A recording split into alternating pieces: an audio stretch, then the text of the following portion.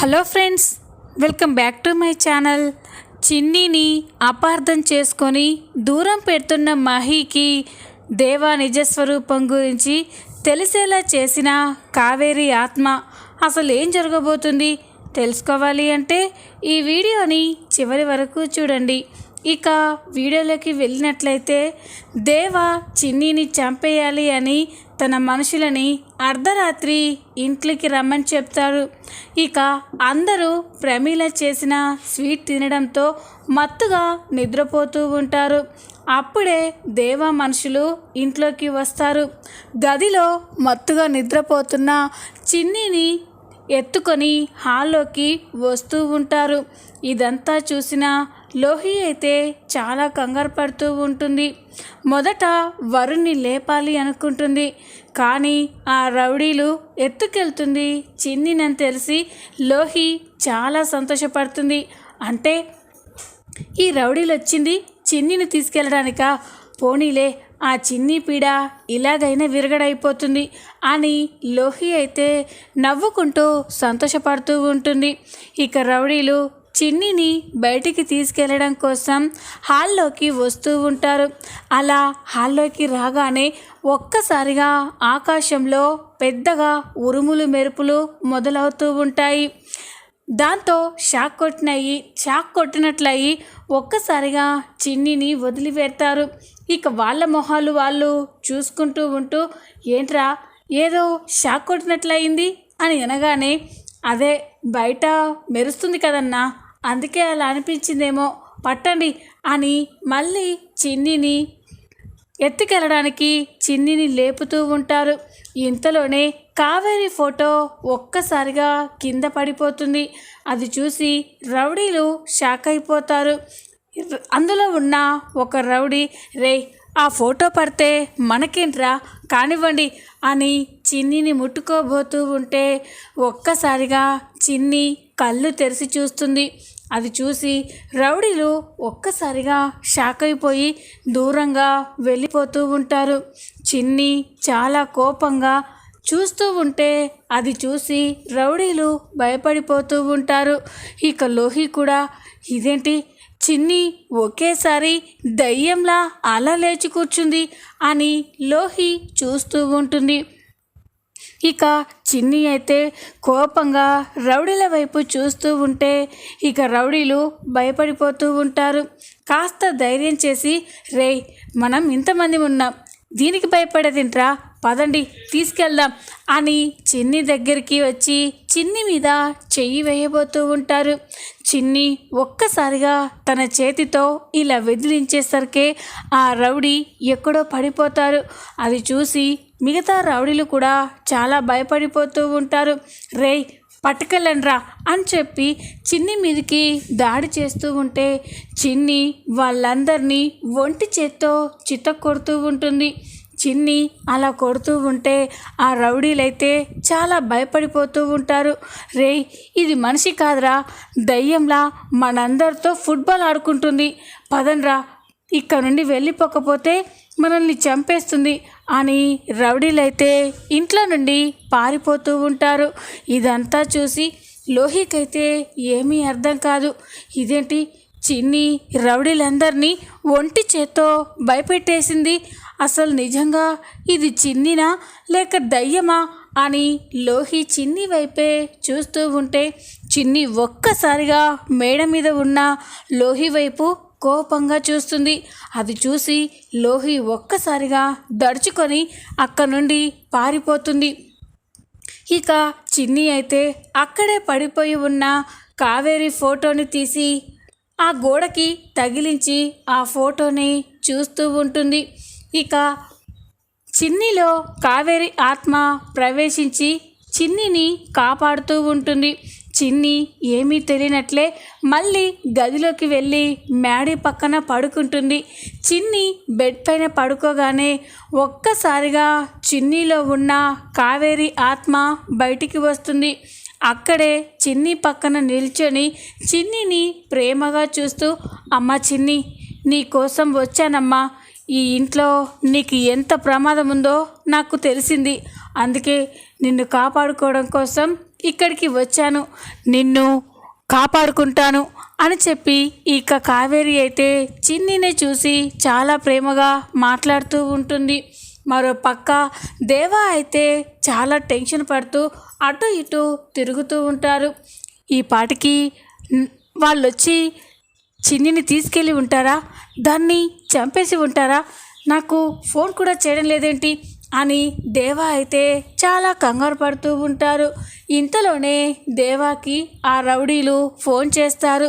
వెంటనే దేవా phone lift చేసి, రేయ్ ఆ చిన్ని చచ్చింది కదా అని చెప్పగానే ఇక రౌడీలైతే సార్ అది అని అంటూ ఉంటే, ఏంట్రా ఆ చిన్ని చచ్చిన వార్త చెప్పకుండా అలా నసుకుతారేంటి, ఆ చిన్ని చావలేదా అని అనగానే, లేదు సార్ ఆ చిన్ని చావడం కాదు, మమ్మల్ని చంపేసేలా ఉంది అని చెప్పగానే ఇక దేవా షాక్ అయిపోతాడు. రేయ్ ఏం మాట్లాడుతున్నారా, అది స్వీట్ తిని మత్తుగా పడుకుంది, అది మిమ్మల్ని చంపడం ఏంటి అని అనగానే ఇక రౌడీలు జరిగిన విషయం మొత్తం కూడా దేవాతో చెప్తూ ఉంటారు. సార్ మేము కూడా ఆ చిన్ని అలాగే మత్తులో ఉంది అని తనని బయటికి తీసుకెళ్ళడానికి ఎత్తుకొని హాల్లోకి వచ్చాము. ఒక్కసారిగా ఉరుములు మెరుపులు వచ్చాయి. దాంతో చిన్ని ఏదో దయ్యం పూరినట్టుగా మా అందరి మీదకి విరుచుకుపడింది. ఒంటి చేత్తో మమ్మల్ని అందరినీ ఫుట్బాల్ ఆడింది సార్. మా ప్రాణాలు కాపాడుకోవడం కోసం అక్కడి నుండి పారిపోయాము అని చెప్పగానే దేవా ఒక్కసారిగా షాక్ అయిపోతాడు. రాస్కెల్స్ బాగా తాగి ఇవన్నీ నాటకాలు ఆడుతున్నారా, ఆ చిన్ని మా వదిలి చేసిన ఆ మత్తుమందు కలిపిన స్వీట్ తిని అది మత్తుగా నిద్రపోయింది, మంచి ఛాన్స్ మిస్ చేశారు కదరా అని అంటూ ఉంటే, లేదు సార్ మేము తాగిన మాట నిజమే, కానీ అక్కడ నేను చెప్పినట్టే జరిగింది సార్.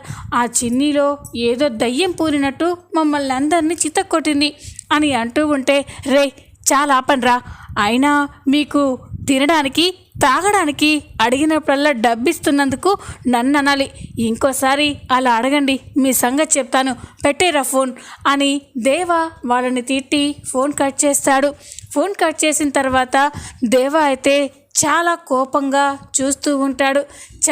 మంచి ఛాన్స్ని ఆ విధవలు పాడు చేశారు, వాళ్ళని నమ్ముకునే కంటే నేను ఆ చిన్నిని లేపేసినా ఈ పాటికి పని పూర్తయిపోయేది అన్నట్టు వాళ్ళు చెప్పింది నిజమేనా, నిజంగానే చిన్నిలో ఏదైనా దయ్యం పూని ఉంటుందా అని ఇక దేవా అయితే మ్యాడీ గది దగ్గరికి వెళ్ళి కిటికీలో నుండి చూస్తూ ఉంటాడు. అలా చూసేసరికి చిన్ని మ్యాడీ ఇద్దరూ కూడా ప్రశాంతంగా నిద్రపోతూ ఉంటారు. అది చూసి దేవా రాస్కెల్స్ నాతోనే అబద్ధం చెప్పారు, ఆ చిన్ని ఇంకా మత్తుగానే పడుకుంది చి అని చెప్పి ఇక దేవా అక్క నుండి వెళ్ళిపోతాడు. ఇంతలోనే ఉదయం అవుతుంది. ఉదయం కాగానే చిన్ని మ్యాడీ ఇద్దరూ కూడా గార్డెన్లో కూర్చొని సరదాగా మాట్లాడుకుంటూ ఉంటారు. అప్పుడే మేడ మీద నుండి దేవా ఇదంతా చూస్తూ ఉంటాడు. చిన్ని మ్యాడీ అంత ప్రేమగా అంత క్లోజ్గా మాట్లాడుకుంటూ ఉండడం చూసి దేవా కోపంతో రగిలిపోతాడు. ఈ చిన్ని రోజు రోజుకి మ్యాడీకి దగ్గరైపోతుంది, మ్యాడీ కూడా ఆ చిన్నికి అట్రాక్ట్ అయిపోతున్నాడు. లేదు అలా జరగడానికి వీల్లేదు, ఆ చిన్ని ఎట్టి పరిస్థితుల్లో మ్యాడీకి ఎడిట్ అవ్వకూడదు అని చెప్పి దేవా అనుకొని వెంటనే మ్యాడీ దగ్గరికి వెళ్తాడు. ఇక మ్యాడీతో నాన్న మ్యాడీ అని పిలవగానే ఏంటి డాడీ అని అంటాడు.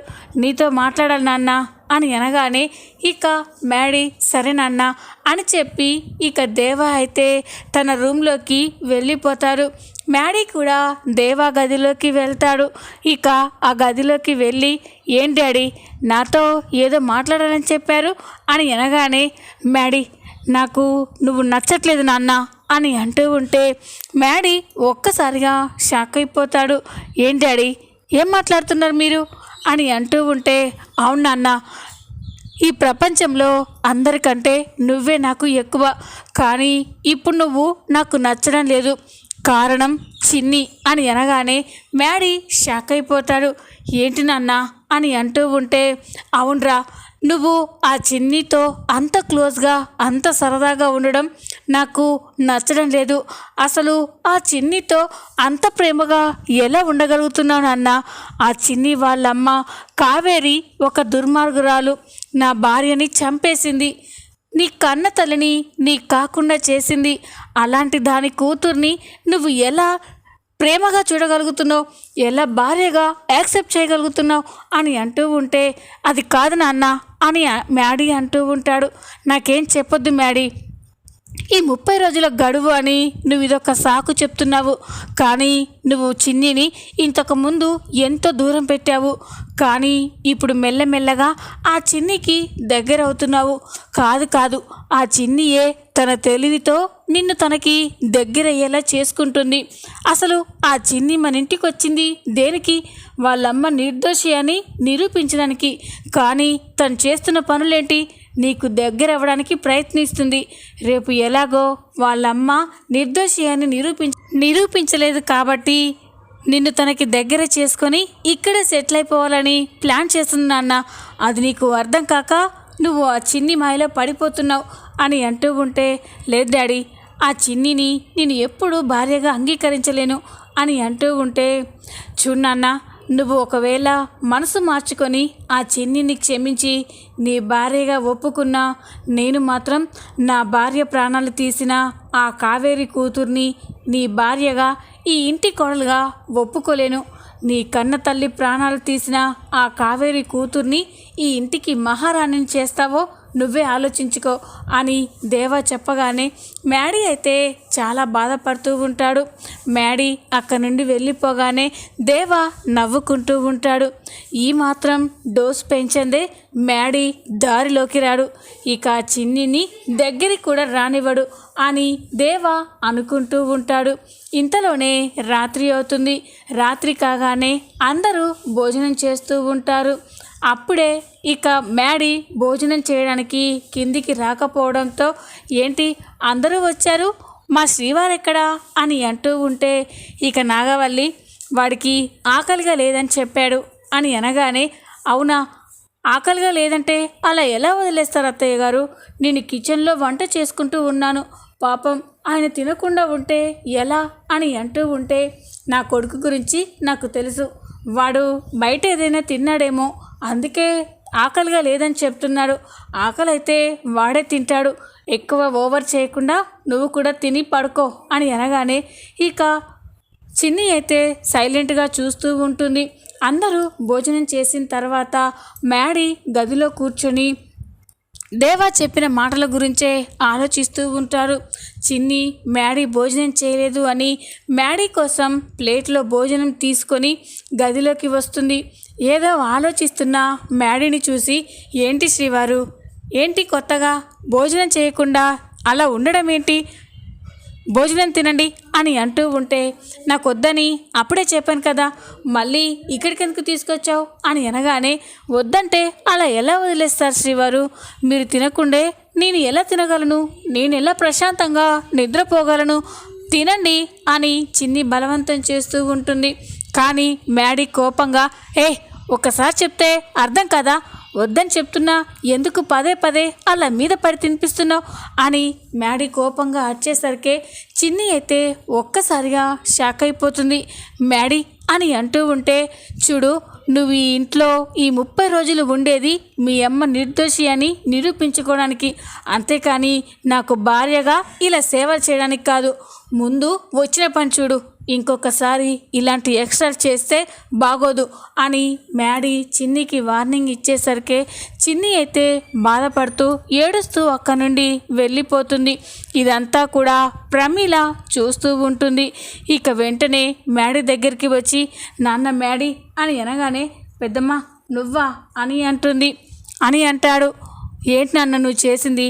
నీకోసం నీ భార్య ప్రేమగా భోజనం తీసుకొస్తే తనని అలా బాధ పెట్టడం కరెక్ట్ కాదు నాన్న అని అంటూ ఉంటే, పెద్దమ్మ, చిన్నిని నేను కావాలని బాధ పెట్టడం లేదు, చిన్నిని ఎంతలా ప్రేమిస్తున్నానో నాకు తెలుసు. చిన్నికి దగ్గర అవ్వాలని చూసిన ప్రతిసారి వాళ్ళమ్మ నా కన్న తల్లిని చంపిందన్నా విషయాన్ని నా గుండె తట్టుకోలేకపోతుంది. ఆ విషయంలో చిన్నిని జీవితంలో క్షమించను నా పెద్దమ్మ అని అంటూ ఉంటే ప్రమీల చాలా బాధగా చూస్తూ ఉంటుంది. నాన్న మ్యాడీ అని అంటూ ఉంటే అవును పెద్దమ్మ, వాళ్ళమ్మ చేసిన తప్పుకి నేను చిన్నిని దూరం పెట్టాల్సి వస్తుంది. ఆ కావేరి గారే తప్పు చేయకుండా ఉంటే చిన్నిని నేను ప్రాణంగా ప్రేమించేవాణ్ణి, నా గుండెల్లో గుడి కట్టుకొని చూసుకునేవాణ్ణి అని అంటూ ఉంటే ప్రమీల చాలా బాధపడుతుంది. నాన్న మ్యాడీ అని ఇక మ్యాడీని ఓదార్చుతూ ఉంటుంది. ఇక ప్రమీల అక్కడి నుండి వెళ్ళిపోగానే ఇదంతా కూడా అక్కడే గదిలో ఉన్న కావేరి ఆత్మ చూస్తూ ఉంటుంది. మ్యాడీ తనని ఎంతలా అపార్థం చేసుకుంటున్నాడో కావేరికి పూర్తిగా అర్థమైపోతుంది. ఇప్పుడు అర్థమైంది, మహికి చిన్ని అంటే ఎంతో ప్రేమ ఉన్నా కూడా అపార్థాల మధ్య మహి చిన్నిని దూరం పెడుతున్నాడు. లేదు, ఈ నిజం ఎవరికి తెలిసినా తెలియకపోయినా మహికి తెలియాలి, అప్పుడే చిన్నిని అర్థం చేసుకుంటాడు అని చెప్పి కావేరి నిర్ణయించుకుంటుంది. ఇక మ్యాడీ కోపంగా ఉండడంతో చిన్ని అయితే ఇక మ్యాడీ గదిలో పడుకోవడానికి రాదు. మ్యాడీ ఒక్కడే గదిలో ఒంటరిగా నిద్రపోతూ ఉంటాడు. ఇంతలోనే అర్ధరాత్రి అవుతుంది. అర్ధరాత్రి కాగానే కావేరి మ్యాడీతో మాట్లాడాలి అని మ్యాడీ బెడ్ దగ్గరికి వచ్చి మహి అని పిలుస్తూ ఉంటుంది.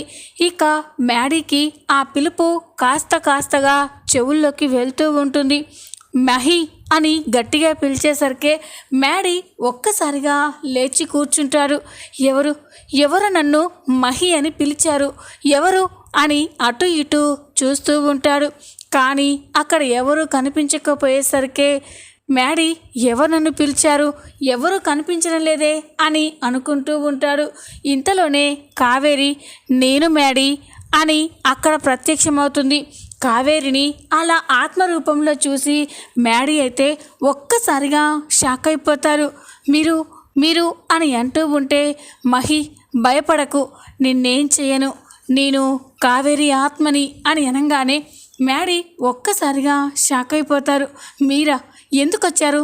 మా అమ్మని చంపేసి మళ్ళీ నా ముందుకే ఎందుకు వచ్చారు? మీరు చచ్చిపోయారు కాబట్టి బ్రతికిపోయారు, లేకపోతే నేనే మిమ్మల్ని చంపేసేవాణ్ణి అని ఇక మ్యాడీ అంటూ ఉంటే కావేరి లేదు మహి, నువ్వు అపార్థం చేసుకుంటున్నావు.